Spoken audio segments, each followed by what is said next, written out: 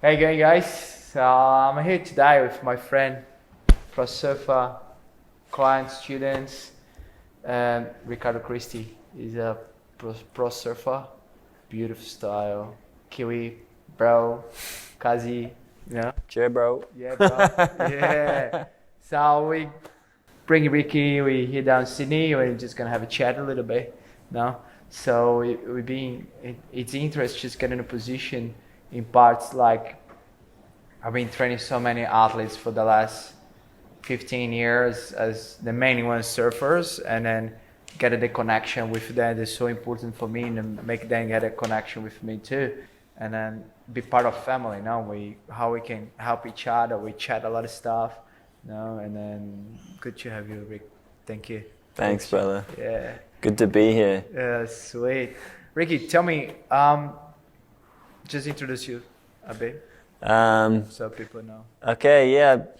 Ricardo Christie. I started surfing when I was 7 or 8 years old, and I just fell in love with the freedom. It was good to run away from home and do something fun. Get out of school. Yeah. Right? Well, I wasn't really allowed to miss school. Oh. But yeah, I just loved surfing. I loved being out there in the waves, and my older brothers surfed as well. Oh, that's awesome. So they got me into it, and yeah, I just surfed every day and didn't want to be doing anything else, and didn't necessarily plan on being a professional surfer. I knew I just wanted to keep surfing. How old are you now, Rick? I'm 31 now. 31. Which age you start surf? I was 8 years old. 8 years old. Yeah. How long you have been competing? I started competing when I was 10. 10. So it'll be 21 years competing. Yeah. No. It's quite a while. I remember the first time I ever competed. I paddled out and didn't catch a wave because there was a rock on the inside, and I got too scared. Oh, really? And I came in, and my brother just pretty much made fun of me and told me that I'm not part of the family because he was so embarrassed. He is a really good surfer. So yeah, it's funny thing you say. Yeah. That happened with my family too. Now at home, we coming from males family. Yeah. And then my dad's very old style, and this kind of thing. Yeah. If you don't doing well, not even walking home again. So what do you mean? You're not gonna be part of family. Yeah. You say, thanks God. Yeah. But yeah, it's funny. It's a Kiwi culture, family being close. Yeah. Tell us a little bit about the Kiwi culture and family. I know you have a partner, and then you guys have 3 kids. Now you grow her 2 kids as your kids as well, and now you have a young boy as well. What is to be a Kiwi? I guess I'm just a product of where I grew up, surrounded by the coast, beautiful coastline, not many people around where I was brought up. So I was pretty lucky in that aspect that I had a small community, and everyone knew each other, and everyone looks after each other, and I just used to go surf, like I said, and fell in love with it. But then, later on in life, I met my partner Sophie, and she doesn't surf, but she's from the same place that I'm from, so we share that same kind of connection to that kind of Kiwi culture, and growing up with the kids as well, because she had two boys before she was 20. She was 20 years old. She had two boys. So I jumped on board, and we've been literally growing up with the kids and traveling the world together, and it's been amazing. And that's awesome. Yeah, we've learnt as much from them, from the kids, as the kids are learning from us. So I think it's been cool. Today I understand how good it is traveling and learning with yourself and your family around you. Grow up, and then it just visiting different places in the world and see different cultures and how Mm. each culture is going and how much story you're learning from that, no? Yeah, for sure. I think you just can't learn that kind of stuff at school or anything, it's life experience and Yeah. it'll shape who you are. Cool. 21 years of competing. Tell me, what was your experience in Pro Junior? Pro Junior. Okay, so yeah, how that Can happened. you remember that? No, I do. I do. Yeah, like coming from a really small place, getting to that level was kind of. There were a couple people from my town who were really good surfers and who had gone down that path. So I knew it was achievable, but it was still pretty hard coming from New Zealand. But what happened is I won the Open national title in New Zealand when I was 16 years old. Yep. Which was the youngest ever at the time, and I had a sponsor, Quicksilver, Yep. and they were like, "Whoa, who's this kid? We want him on the Pro Junior Series full time from now." And so basically, from winning that one event, I got the opportunity to come to Australia for the first, basically spend half the year here competing on the Junior Series. I was 16 years old, so I did that for 4 years. And at the start, I didn't do very well. Like the competition was really full on. I was competing against guys like Julian Wilson, Yep. Owen Wright, Yep. Matt Wilkinson, Paul Fisher. Oh, Christie, yeah. All those guys, all the hazards, Fisher, yeah. met all that Yeah. kind of older crew, crew, and and it was just amazing. I was just having fun. I just came over and just had a blast, just Yep. meeting new people and doing what I loved. And so I did that for a couple years.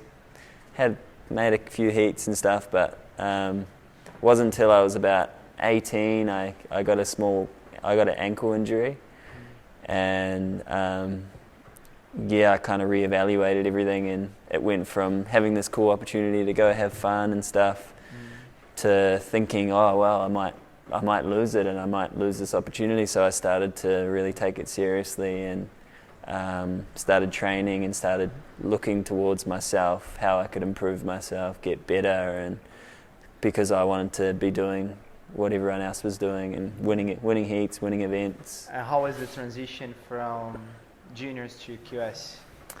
Yeah, so I did enough on the juniors those 2 years to convince my sponsors that, hey, this guy potentially could qualify. So I had a new sponsor by then, Rip Curl, and they put me on the QS, and same thing, took me a couple of years to find my feet. The first 2 years I was traveling to all these new places and just had a blast. It was honestly like the funnest times of my life, 19, of being young and just traveling with friends and all sharing cars, and it was just meeting all these new people. It was rad.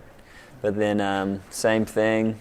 So what happened when you first qualified for your first time in WSL? When it was the big boom? How'd that happen? Yeah, so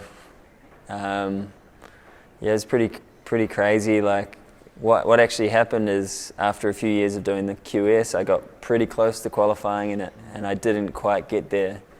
There was actually a bunch of weird stuff going on with the ASP at the time, WSL.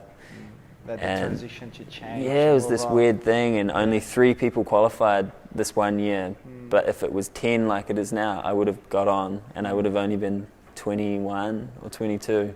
And be different, yeah. Would have been different, but whatever happened, and then I ended up losing my sponsor, and was thinking about retiring then, but I started working and stuff, and then some friends of mine were like, hey, why don't you crowdfund to get back on tour? And so I did fundraising, and basically the surf community in New Zealand got behind me and got me my tickets to do the QS. That's awesome. Got my seed back that year, and then the following year I qualified with the help of the Kiwi community, which was pretty special. And yeah, when I qualified that year, it was pretty magic. Yeah, it's kind of hard to explain. Yeah. Yeah, I think you told me once. You just realized you qualify. You're in Bali, no? That was. Yeah. Yeah, with family. Yeah. And I said, "Wow, we need to travel around the world." And how was your experience the first year to be in CT? Yeah, well, the first year I was on the CT, like But my heroes, all my heroes were there, except Andy, obviously. Yeah. But yeah, Mick was that year. He was just so far ahead of everyone. He actually didn't win the world title that year. She won. No. No, he didn't. Oh, he didn't. But he was, in my eyes, he was the best surfer all year. He was just incredible, and that's my biggest take home is just watching what he was doing as a surfer, but more as an athlete, as a human. I think I got so much knowledge out of just being around him and watching what he was doing. And I think everyone else was. I think a big reason why Gabby and Adriano and even Italo now, other surfers they are, is because of what he was doing to be the best Mick Fanning he could be, you know, and it was plain to see. And then obviously Taj and Parko and like. Well, that year, remember, you had just one of the legends. best hits with Parko and Jai Bai, huh? Yeah. How was that hit? Oh, it was rad. Like Parko's been like one of my favourite surfers my whole life. Yeah. And then, having a heat against him at J Bay, it was pumping. It's just me and him. Dream, huh? It was magic. It was sick. And then, and just being around that environment where everyone's just pushing each other so hard, and it was fun, man. I was bummed when I got knocked off. You were pretty close in that heat, huh? Yeah, I had a bunch of close heats that year. But, it was cool. Yeah. So after that, you had a couple of years break, and then kind of like we met each other. That was pretty much when I met you. When a year you finished, and the following year when I met you, you moved to Gold Coast. That's it. Yeah, I was basically like, all right, I want to get back on tour. Move to the Gold Coast. How was moving to Gold Coast? How was the experience to be there, family, get into the training? Before you answer that, tell me what was your view about training support to yourself, to be athletes, or to bring you the best of you? How was that? Basically I knew that obviously after being on tour and seeing what everyone else was doing really inspired me to do more for myself and try and learn more stuff that I didn't know. Basically. I moved to the Gold Coast with just an idea in my head that I just wanted to get better in all different angles. Like I wanted to look at my diet. I wanted to get stronger, more flexible. I wanted to improve my surfing by surfing world-class waves on the Gold Coast. So even that time before Me, what was the basic of your training? Have you done any training at that time before, or different things? How was that? Yeah, so I have tried a bunch of different types of training. I've tried strength and conditioning, you know, in a gym, and I've done a little bit of yoga. Just different forms of the strength and conditioning and that kind of stuff. And how was your body in that time, all these different things? What do you share as you, Ricardo Christie? Yeah, so when I was doing a lot of like the strength and conditioning stuff, it made me kind of bulk up. I felt like pretty strong. But it didn't really go into my surfing. I was tight a lot. I found I had to loosen my muscles and stuff a lot, and I just had a feeling it wasn't for me, and I didn't think it was a long-term thing that I could do, so I stopped it. basically I just started like stretching and stuff, and yeah, and then a friend of mine had told me about you, and I'd seen some stuff online or whatever, and that's when I thought, wow, that looks really cool. I'd like to give that a go. So how was the first experience when you started training with me? What like we work on? How was it for you? Yeah, I still remember the first session I did with you. It was just we just did a bunch of movement, and I just remember sweating. Like it didn't look that hard when I was watching, and then when I was doing it, it was activating a lot of muscles of mine that weren't activated. Yep. So I felt really weak, and I was quite surprised. You know, I surfed a lot, and I thought I was pretty fit or whatever, but I just remember feeling really weak and uncoordinated and struggling. Yeah, it's pretty like I make people think. So we make think to connect. I remember I couldn't do the opposite thing, or I couldn't remember every time you told me to do something. I'd be like, say that again. Like, it's different level, no? So the brain connection. How we can deliver the awareness and had all that space. Yeah, for sure. It definitely took me a couple months to kind of like get the flow. And that training ended up be a big routine for you, no? Yeah. So tell me about that routine. What do you like to do? Yeah. Since we were on the Gold Coast, how long? 2.5 years or something? Something like that. We should work on and get it through all the goals. Yeah. Yeah. So I remember we chat. Okay, I wanna come back to the tour. That was the main goal, and then I say, okay, we start planning now. It's like a business. Let's give you a frame of 3 years time to make it happen and see if we have a mistakes. If we make it the first year, it's fine, but if you make it on the second, good. Yeah. But we have to make it as a plan in 3 years time. Yeah. And he ended up made in the third year. Yeah. Yeah, it was that. Yeah. Just to connect all the stuff was missing. Yeah. The vision, the hits, how to work as a big boy, surfing small waves, how your body could progress from the small waves. Now, how was that? Yeah, for sure. I just felt like I really got control of my body. I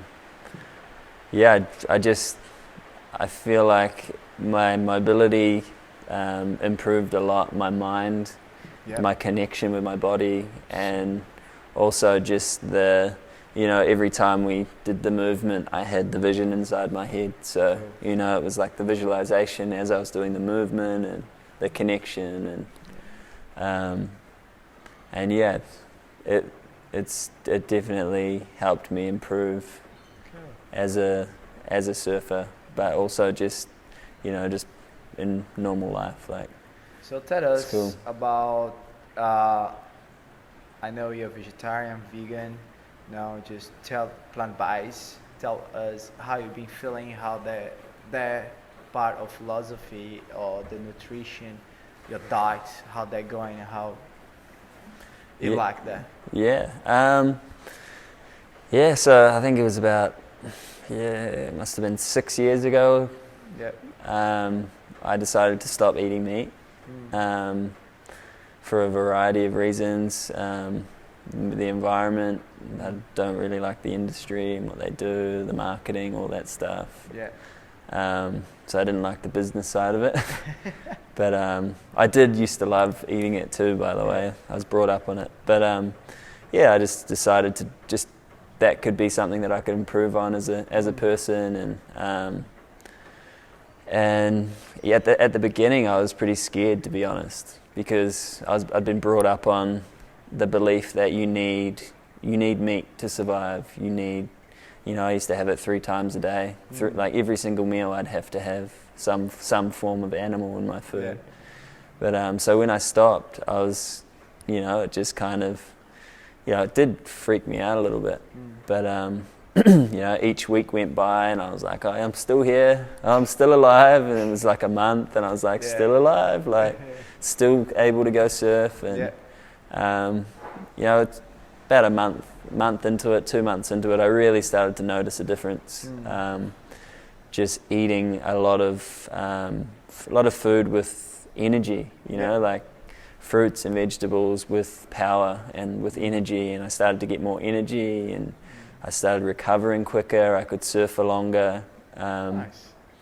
Yeah, I noticed a really positive impact on my life from That's it, great. which is cool. And I'm still going.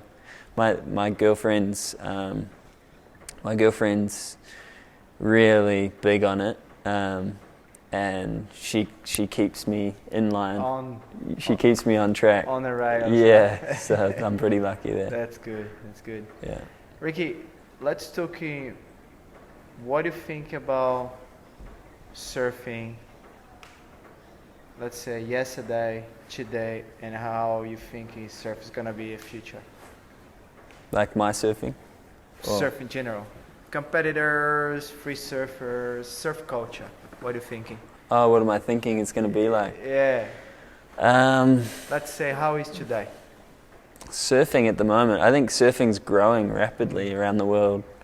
A lot of people are learning how to surf. Yeah. Which is kind of scary. So in like 5 or 10 years, there's probably going to be a lot more people in the lineup. But man, I think it's great. Like, I get grumpy sometimes when it's crowded, like everyone. But if I look at it, look at the bigger picture of people surfing in the water, it's going to mean that people are more happy. Yeah. People are getting connected with nature. People are more aware of what's going on in the real world, like in nature, in the water. If there's pollution, they're going to see it. They might help. So I'm all for it. You know, I want people to surf. Easy. Yeah, it's good. And so that's your vision for the surfing future, just to help people getting more into the nature and bring back how it used to be.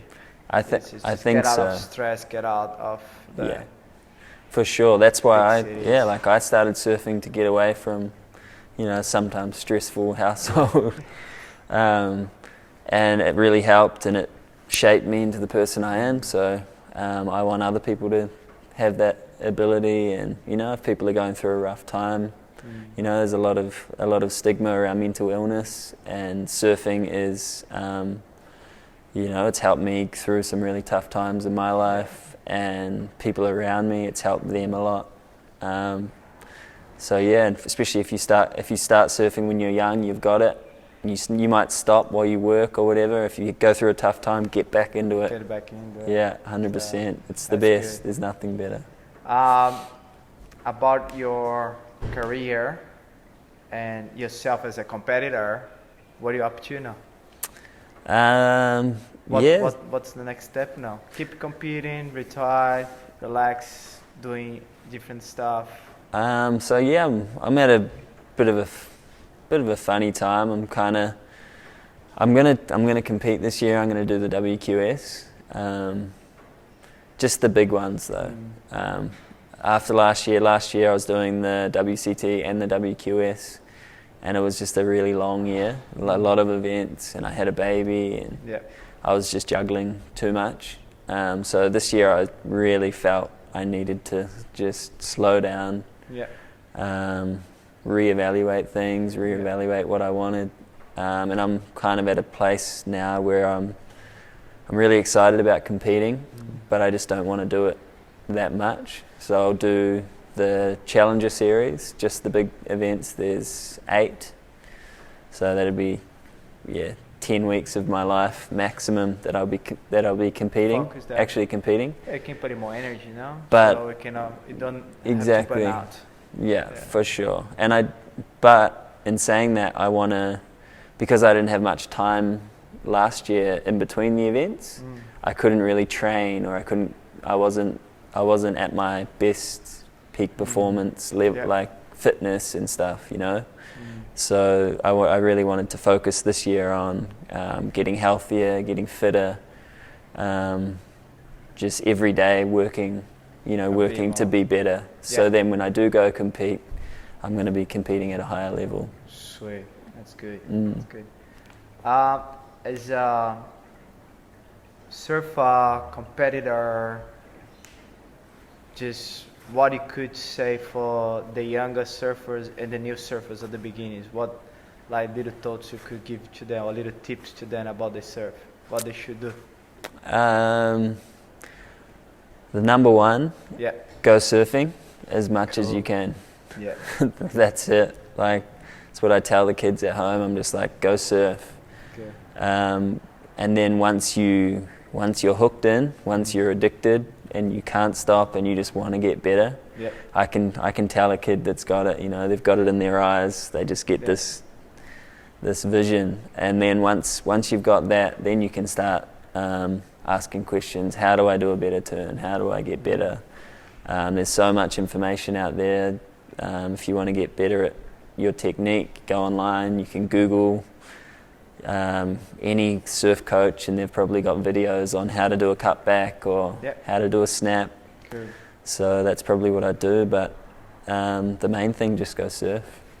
Go surf, people. If you want to improve your surf, go for surf. If you want to improve your paddling, go for paddling.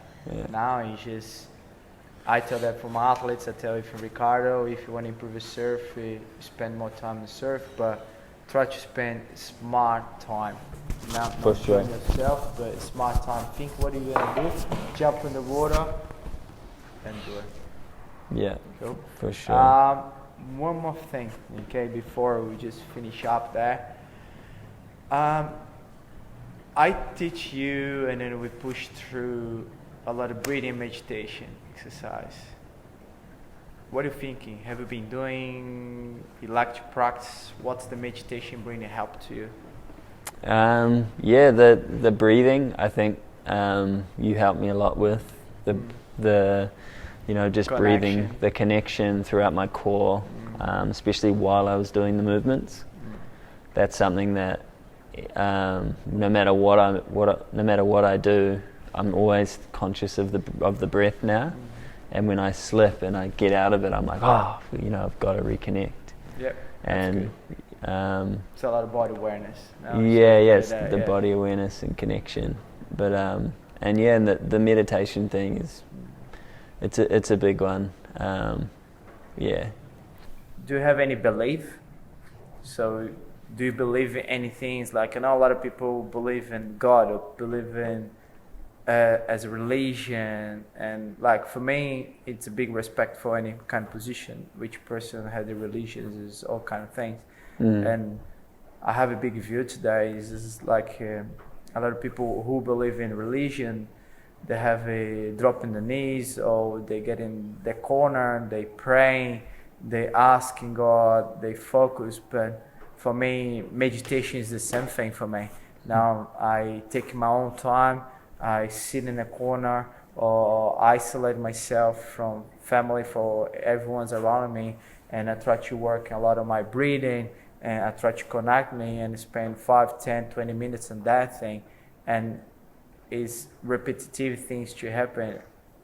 And my view, when I treat a lot of people, is the same way when people pray. So it's kind of like, but we talk in different way. It's not much crazy as religion, or crazy and believe in the dog and God, but as a meditation as well. Do you have something you like, you believe in, as a Kiwi person? Do you have something like that?